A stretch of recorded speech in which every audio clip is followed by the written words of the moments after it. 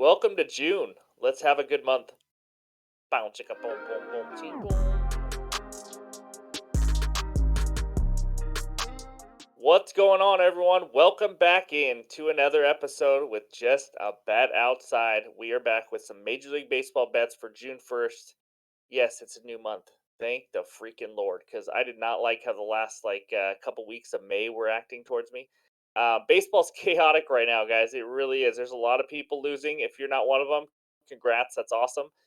If you're just tailing or fading me to win, you do what you got to do. If you want to fade me until the hot streak kicks in, that's fine too. So, anyways, we didn't have a YouTube video for Wednesday's games because it was my daughter's birthday. That's right. Wish her happy birthday in the comments below. Appreciate it. Went to the zoo, had a fun family day, that kind of thing. But I'm back at it now. In the words of the famous Chumbawamba, everybody remembers Chumbawamba.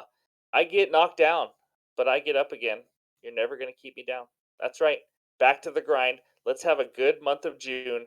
But before we do that, do not forget we are going live for game 2 of the NBA Finals on Sunday. We'll be there 45 minutes to an hour before the tip off, and we're going to give out best bets, and we'll be there the whole game, talk some basketball, and have some fun with you guys. So hopefully you guys can join. But it's time. It's time to get into the video. And it starts with this stupid bets recap. There we go. 1-3 on Tuesday, guys. Just brutal. The Rays scored 0 runs, I think it was, on Tuesday, and lost 1-0. Maybe it's 2-1. I think it was 1-0. Literally 1-0. If they would have just scored 2 runs, we hit a huge parlay and we're up a few units for the day. That's literally how close these bets are right now. Wednesday, I did only release these in the premium Discord. 1-2 though. We were again one single away from winning it. One single, multiple times, one single. And if we get that one single, we have a winning day. It's that close right now, guys. I know it's going to turn. It's just an inch here, bounce here, and one bat at bat, and there we go.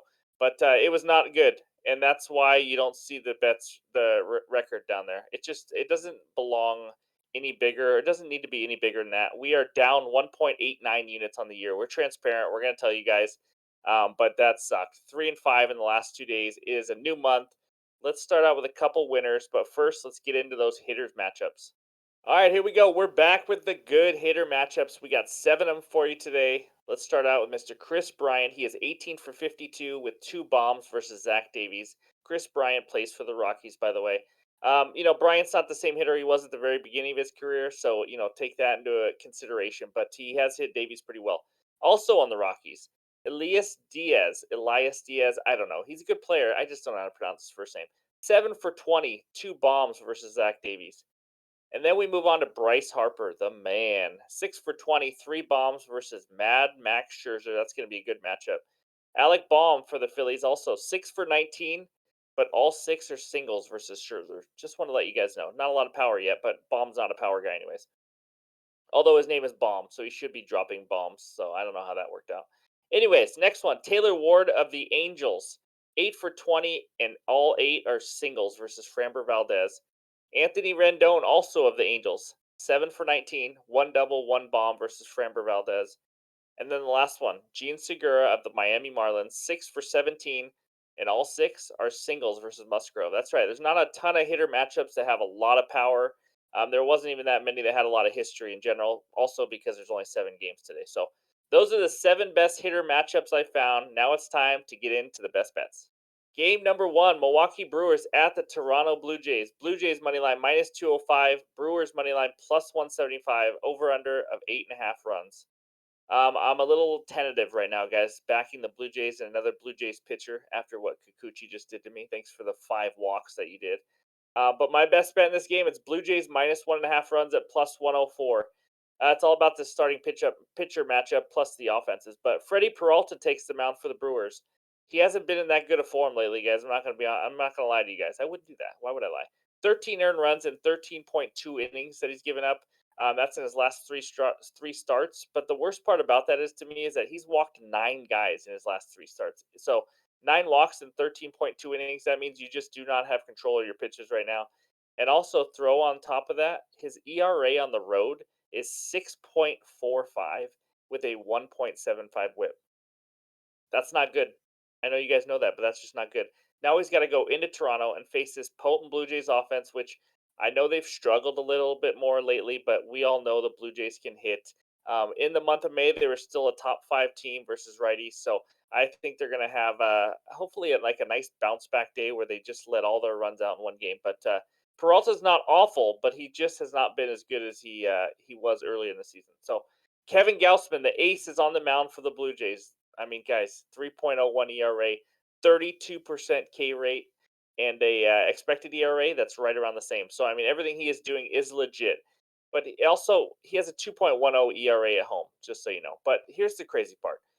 He has two blow up games. We've talked about this before. He's had two blow up games. He gave up 8 earned runs versus the Red Sox and 7 versus the Astros. Okay, if you take that out, he has like a just barely over 1 ERA this year. That's how unbelievable he has been. Just two blow up starts, and I know you can't just eliminate that. But I don't see this being a blow up start at home against a Brewers offense that, let's be honest, they're bottom six in pretty much everything. OPS, WRC plus versus righties in the month of May. They're not that great of an offense. I think Kevin Gausman will hold them down. I see like a 5-2 game, maybe 6-3, something like that. So that's what I like. Blue Jays minus 1.5. Do not let me down, Toronto. Let's move on to the second game. Game number 2, Colorado Rockies at the Arizona Diamondbacks. Diamondbacks money line minus 170. Rockies money line plus 145. Over under of 10 runs.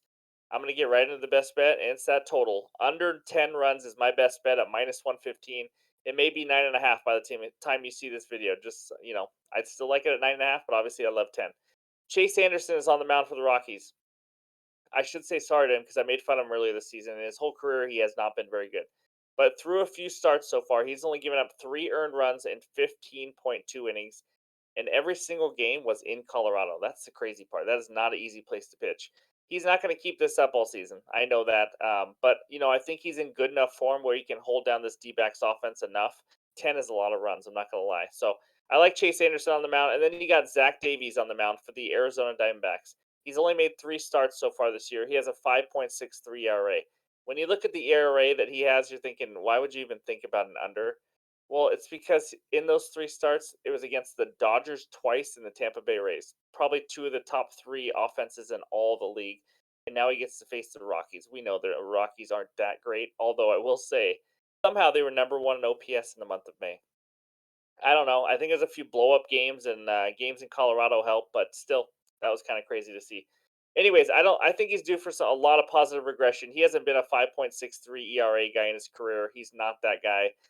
So now that he faces easier competition at home, I think he's going to slow down this Rockies offense enough. I know we're going to have to hold our breath, guys. I get it. As long as we don't have any huge blow up innings, Anderson can stay in some good form. I like the under 10. I just think it's too high, and I think there's a reason it's going down. I think it even started at 10.5, to be honest with you. So that's what I got. Under 10 is my best bet in this game. That's all I got for the day. Maybe another added bet tomorrow, but let's go to that bets recap page. All right, there we go. Blue Jays minus 1.5 at plus 104. Under 10, Rockies D-backs at minus 115. That's all we got. Just the two bets, guys. Small 7-game slate. If I have any added bets, I'll be sure to let you guys know. It'll be in that premium Discord. Go join. We're doing some construction right now with all the channels and everything, but it's still working. There's some free channels to go talk and all that, so it's a lot of fun. Also, go check out that NBA Finals preview and prediction video. It's a lot of fun. We gave out some bets, talked about the matchup, and yeah, let us know your thoughts. We'd love to hear it. So it's somewhere in this area, down, up, lower, up. I don't know, somewhere in the box. You can click on the video. So thank you guys for the support. We appreciate it. Hope you guys have a good month of June, and let's crush some bets on Thursday. We'll talk to you later.